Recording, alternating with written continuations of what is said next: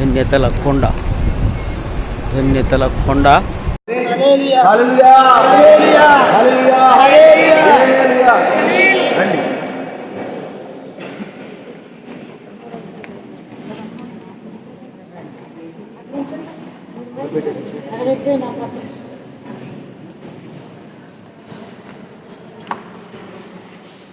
ఈ church mic లేకుండానే శబ్దం వస్తుంది. ఇందులో నుంచి వాయిస్ కూడా బయటికి పోదు, సౌండ్ ప్రూఫ్. అట్లాగే సేమ్ టైం మైక్ లేకుండానే పాటలు పాడచ్చు, మైక్ లేకుండానే ప్రసంగం చేస్తే ఇది మైక్ లాగా పనిచేస్తుంది. సేమ్ టైం మళ్ళీ వాయిస్ కూడా బయటికి పోదండి. ఇది అంత అద్భుతమైనటువంటి టెక్నాలజీ, అద్భుతమైన టెక్నాలజీ.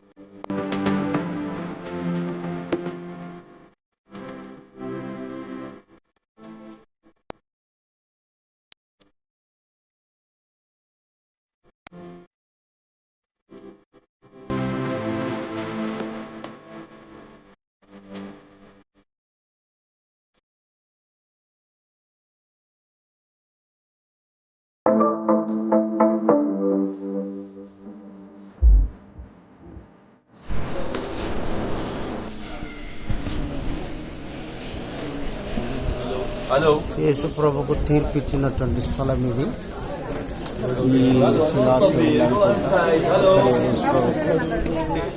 తీర్పు ఇస్తారు. ఇక్కడ బొమ్మ కూడా కనిపిస్తున్నది చూడండి, తీర్పు ఇచ్చినట్టుగా. ధన్యతల కొండ దగ్గర మరి గలిలయ సముద్రం, గలిలయ సముద్రం యొక్క వ్యూ ఇంత మీకు చూపిస్తున్నాను చూడండి. గలిలయ సముద్రము ఇది, గలిలయ సముద్రము ఇది, గలిలయ సముద్రము. అక్టోబర్ 16, 2019లో మేము వచ్చాము గలిలయ సముద్రం. ఇది చివరి ప్రభురాత్రి భోజనం ఉంది కదా, చివరి ప్రభురాత్రి భోజనం. ఇస్కరియోతు యూదా, చిలికాడాను నన్ను అప్పగించబోతున్నావు, నన్ను అప్పగిస్తున్నావు అని అన్నాడు కదా.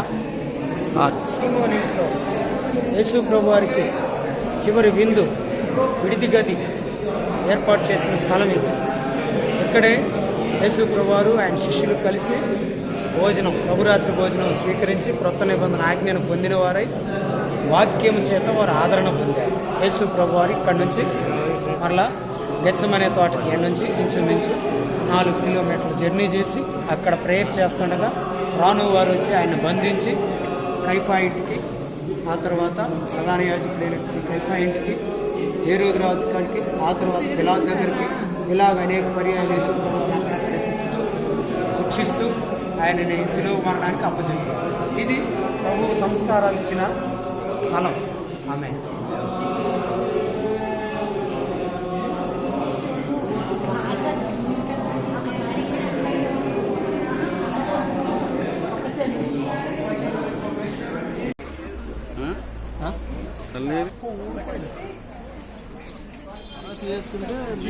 ఇది కల్వరి కొండ. యేసు ప్రభువును దీనిపైన సిలువేశారు. ఆ పైన చూసారా, పైన సిలువేశారు. ఆ పైకి పోనివారు. Praise the lord.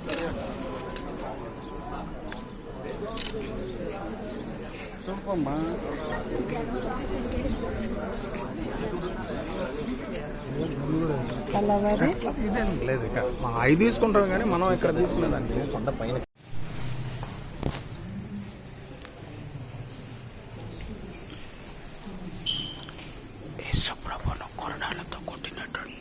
ప్రదేశం, యేసు ప్రభువు తీర్పు ఇచ్చిన ప్రదేశం. యేసు ప్రభు భుజం మీద ఇక్కడే కిరీటం పెడతారు.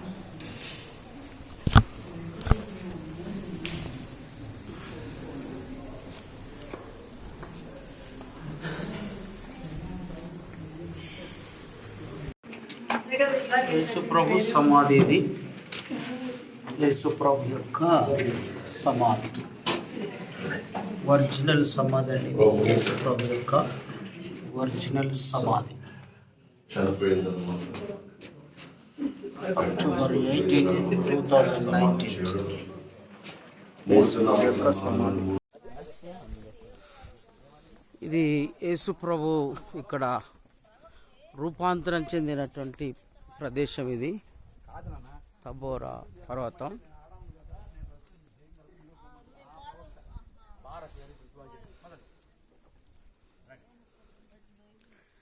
దేవుని చిత్తం అయితే ఈ యొక్క డిజైన్ చర్చికి ప్రార్థనకు చర్చి ప్రారంభంలో పెడదామని ప్లాన్లో ఉన్నాను.